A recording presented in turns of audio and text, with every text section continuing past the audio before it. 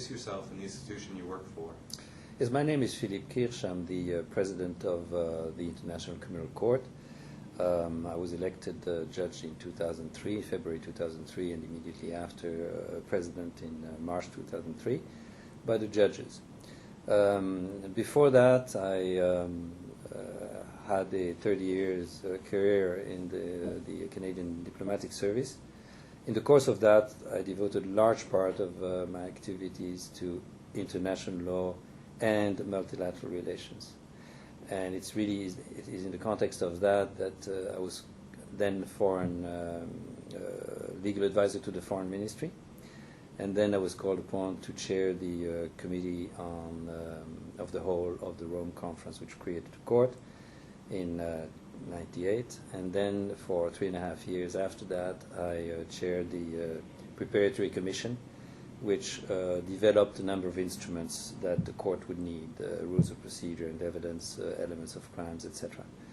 And so although I was finally ambassador to Sweden when I was elected judge, really my specialty was international law and international and multilateral relations. When was the International Court created? Well, in the course of history, and you see this particularly in the 20th century, in a number of cases, national systems have failed to bring perpetrators to justice. The result of that was the creation of a number of international criminal tribunals, starting with Nuremberg and Tokyo, and then later on the ad hoc tribunals for former Yugoslavia and Rwanda. And that was the beginning. But you can see that those tribunals suffer inherently from a number of inadequacies.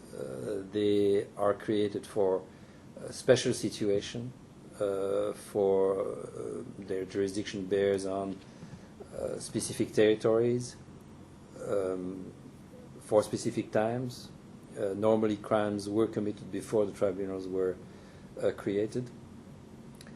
They were created by few states, the victors in World War II and the Security Council. And their creation always depended on the political will of the international community at the time. And so eventually states concluded that what they needed was more than the need to recreate from scratch an ad hoc tribunal every time, with all the costs and delays that entailed. That they needed an international criminal court that would have prospective jurisdiction, that is for the future, that would have open jurisdiction, so not only to specific territories and times, a court that would serve as a permanent institution immediately available to the international community if crimes were committed in the future. And of course, the court was created not by a limited group of states or by the Security Council, but by treaty. 120 states in Rome voted for the court, 139 states signed it, and now we have 99 ratifications. So that is the history of the court.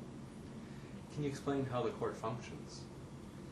Yes, the court has competence jurisdiction over 3 types of crimes: genocide, crimes against humanity, which are listed, and war crimes, which are listed. All of those crimes are founded in customary international law. For proceedings, you need the jurisdiction of the court to be triggered, which can happen either from the Security Council, from states parties, or in some cases by the prosecutor himself. Once the jurisdiction of the court has been triggered, then the prosecutor undertakes an investigation, but the modalities depend a bit on the trigger, and then reports to the pretrial chamber.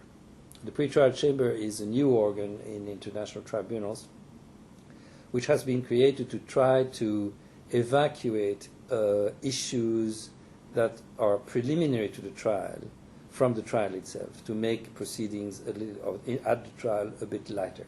So arrest warrants, confirmation of jurisdiction, confirmation of admissibility, confirmation of charges, all those issues go to the pretrial chamber. Then, of course, there's the trial, which determines the guilt or innocence of an accused. There's a possibility of appeals, and of course, after the level after the trial comes the question of sentences that are imposed on the accused. So that basically is the way the court is supposed to work. Could you maybe discuss a bit of the structure of the court, the different organs of the court? Yes. There is, of course, the Office of the Prosecutor, led by the prosecutor, who investigates and prosecutes. There are two chambers, pre-trial chamber, which I just described, trial chamber, and the appeals chamber. There's the presidency, which is composed of one vice president and two vice presidents, all being judges. The presidency has really three main functions. One is to oversee the administration of the court. The registrar reports to acts under the authority of the president. The presidency has some specific judicial functions, and the responsibility for external relations of the court, which are of a great importance with states, with international organizations, with NGOs, with academia, with the media, and the like. And then, of course, you have the registry which is dealing with the administration of the court on a daily basis. The court was established as a result of the 1998 Rome Statute. It's now 2005. Can you give us a status report? Where are we today? The statute entered into force in 2002, on the 1st of July 2002, which was certainly much earlier than people who had attended its creation in 1998 expected. As I said earlier, the judges and the prosecutor were elected in 2003, and then, of course, since then, the court has tried to build itself, which was a special undertaking. We are now clearly in the judicial phase. The prosecutor received about 1,500 communications containing allegations of crimes committed in a variety of places. Those communications are not public. 80% do not really fall within the jurisdiction of the court because the crimes are not the crimes provided under the statute, or the time frame is not correct, or the situations described involve states that are not parties to the statute. But still, the prosecutor continues to monitor several situations, as he has indicated. Now, the court has now had 4 referrals. 4 situations have been referred to the court. Uganda, the situation in northern Uganda of the Lord's Resistance Army. Crimes committed, which may have been committed in the Democratic Republic of Congo's territory since 2002. A referral by the Central African Republic, and a referral by the Security Council earlier this year on the Darfur situation in Sudan. Out of those situations, the prosecutor has announced that he was undertaking investigations in 3 situations, Uganda, Congo, and Darfur, and the presidency has assigned chambers, pretrial chambers, to deal with those situations, and of course the appeals chamber is also available to deal with any appeals that would come from the pretrial chambers, because the appeal chambers can receive appeals not only from final judgments, but also interlocutory appeals regarding proceedings. Now, the court, to function, has required and will continue to require extensive cooperation by states and international organizations.